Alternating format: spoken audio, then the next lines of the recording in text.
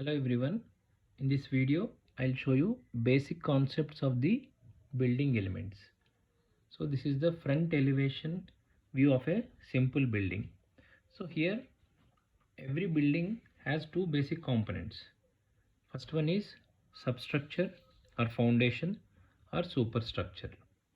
So from foundation level bottom to top of the ground level, which we called as substructure, and the plinth level top to top of the parapet wall, which we called as superstructure.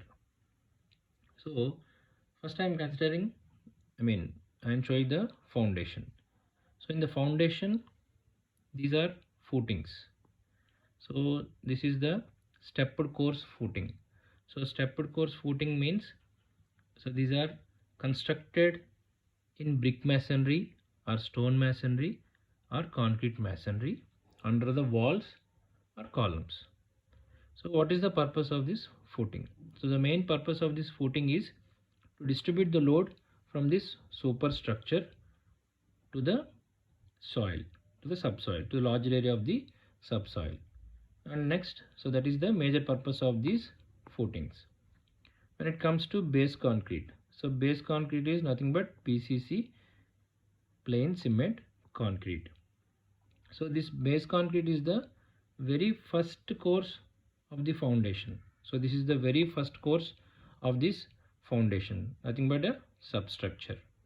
Okay, and the purpose of this PCC is also to transfer the load from this superstructure to plinth, and plinth to footing, and footing to this PCC, and PCC to subsoil. So that is the purpose of this PCC. And the next element is plinth. So this is the plinth portion from this third footing top to this portion, this dark portion, which is called as damp proofing course. So from this point to this point, which we called as plinth beam. So plinth or plinth beam or plinth height.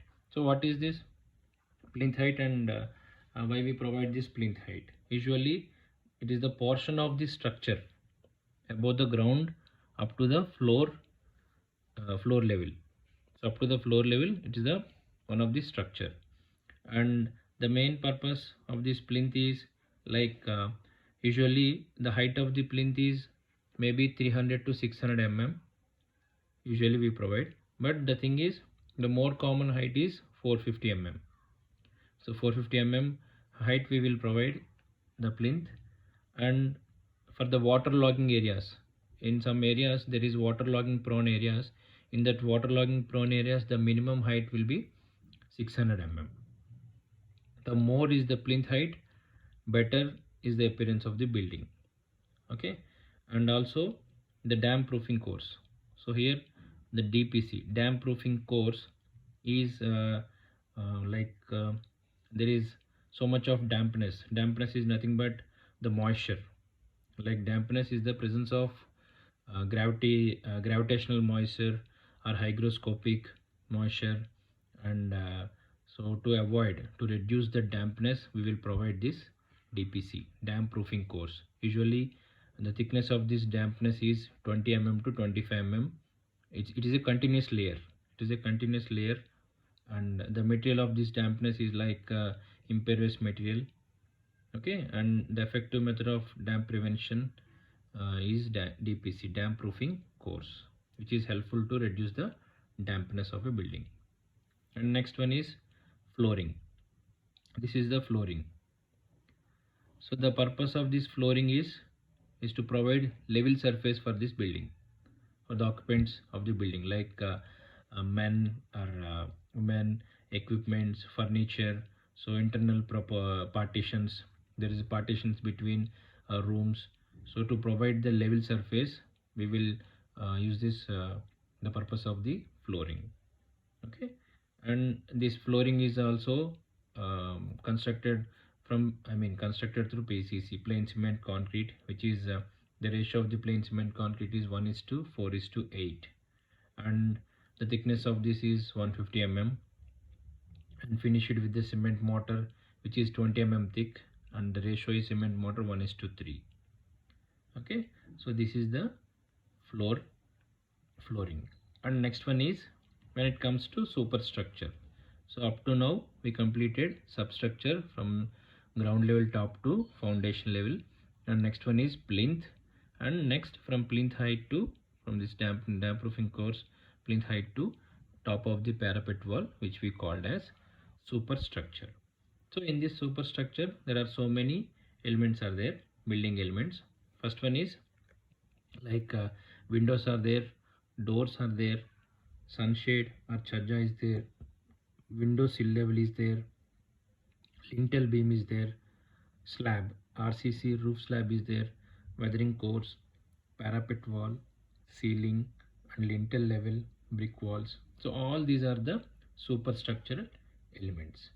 So first I'm going to explain about the walls. So we know about the walls, brick walls or masonry walls. So which is these walls supports loads, resist vertically, acting gravitational forces, acting towards gravity and lateral forces, and enclose space for human utility in the building, and which is also helps to partition of in between rooms, and walls provide privacy, and non-load bearing walls or partition walls carry their own weight. For example, if these are the walls, and some structures they are not using the columns and beams, they'll use the load bearing walls. Load bearing walls means the thickness of load bearing walls are like 14 inches, like that. So without beams, without columns, the entire load of the slab will take this load bearing walls, which is 14 inches wall thickness. And masonry walls are constructed with brick, using brick or stone or concrete blocks, or low cost building materials such as fly ash bricks also.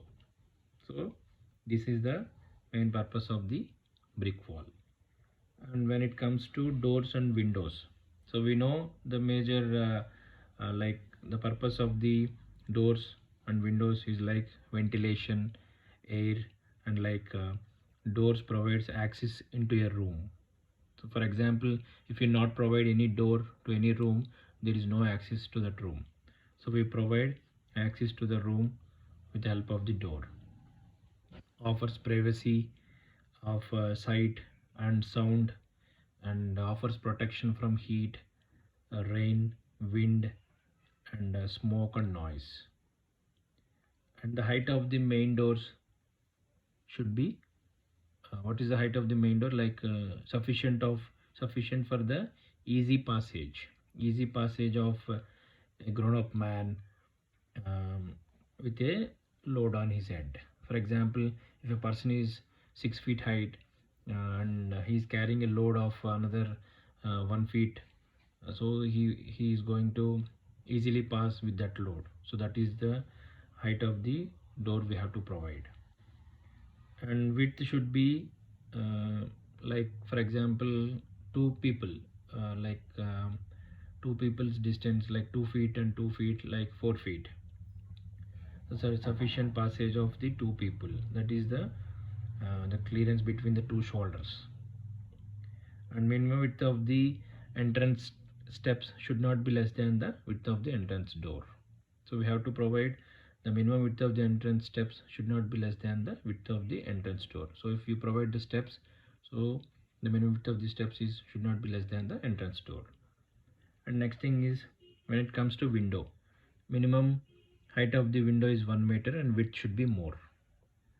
So width should be, height of the window should be 1 meter and width should be more than the height of the window. Okay. And next, doors and windows are made up of wood, steel, aluminum, glass, etc. as per your convenient. And when it comes to lintel, so we all know about the lintels. So since doors and windows are provided in the openings of the walls, we know the openings of the walls which we provide doors and windows. So a discontinuity is formed in the wall. For example, this is the wall portion and this is the wall portion. So here we are creating the opening to provide window. So there is a discontinuity in between, I mean for this entire wall. So for this, to avoid this discontinuity in the vertical direction, therefore a horizontal structure, so horizontal structural member is essential to support the superimposed load. For example, this is the wall, this is the wall in the vertical direction. Here we are, there is a discontinuity in between the wall, the opening is there. So to avoid the superimposed load, I mean to support the superimposed load, the wall carried by the wall above the opening. So if we not provide the lintel beam directly, if we construct the wall on the top of the window, it will, the window will not carry the load, the superimposed load, the horizontal member which we called as lintel. Okay, it span across the opening and a little, and which is less than or equal to 150 mm. That's why the main purpose of providing the lintel is to carry the superimposed load of this wall. Okay, and next one is lintel is made of either RCC like steel, timber, or even stones as granite, like that.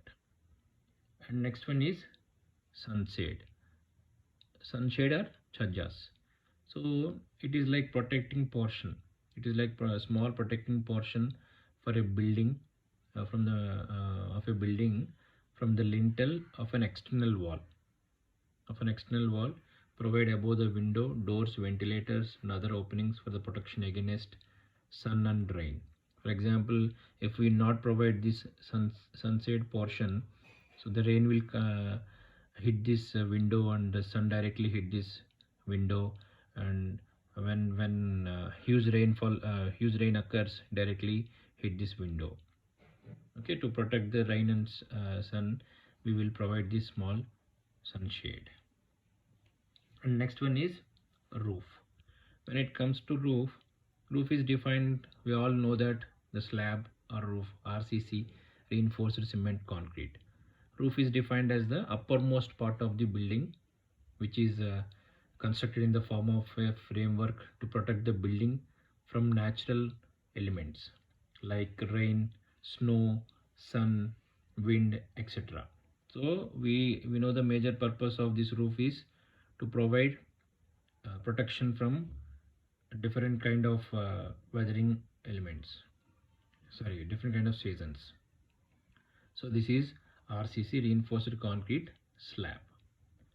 And next one is weathering course. So we know about the weathering course. It is layer of like a brick jelly or lime concrete with some waterproofing compound, or flat tiles in lime or cement mortar, or two layers of bituminous felt provided at the top of the RCC flat roof. So which is also protect the roof slab for the weathering conditions like sun, snow, heat, rain, or any other water bodies. And next one is, we know about the stairs, lifts, and ramps. So all these are stairs are a series of steps properly arranged to connect different floors of a building. So these are the major concepts of a building elements. And next one is like parapet wall. It is, we know about the parapet wall. It is a low height wall constructed along the edge of the roof. It prevents anybody, especially for children, uh, from falling from the top of the roof of the building, and any other and offers a psychological protection works. Even when it comes to another element, building finishes. We know about the building finishes, which is plastering and painting, whitewashing, distempering, color washing, and coloring. So these are all the building finishes. So like this, we know about all these are the basic concepts of the building elements. I hope you understood this. Thank you so much. Thanks for watching.